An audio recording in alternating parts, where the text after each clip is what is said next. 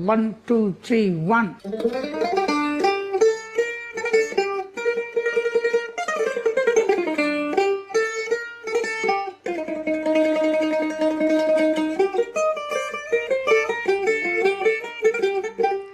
මිනිස්සු ඇත්තටම දන්නේ නැහැ කවුද මේකේ පළවෙනි වාදකයා කියලා. ආරම්භය ඊට වැඩි මේ සැරයක් තිබ්බත් හොඳ නේද කියලා මට නිකම්මට මම නිකන් ඒ කියන්නේ තනිකම පාඩුව ඔක්කොම සැරට දෙන්න ඕනේ.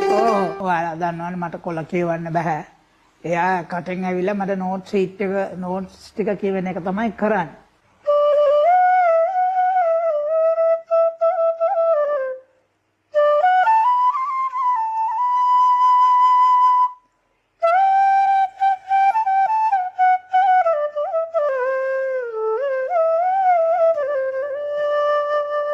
සුජාතක්ක තමයි මට ඉස්සල්ලාම එයාගේ සරල ගී වැඩසටහනකට තනුවක් හදන්න කියලා මට ආරාධනයක් කරේ.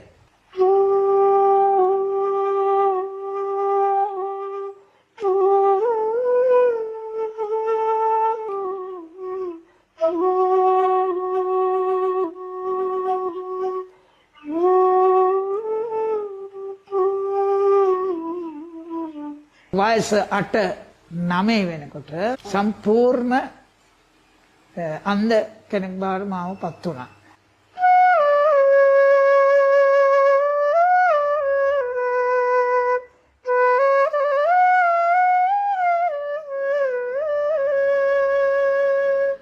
කොහේ හිටියත් මගේ නමස්කාරය යාට කරනවා.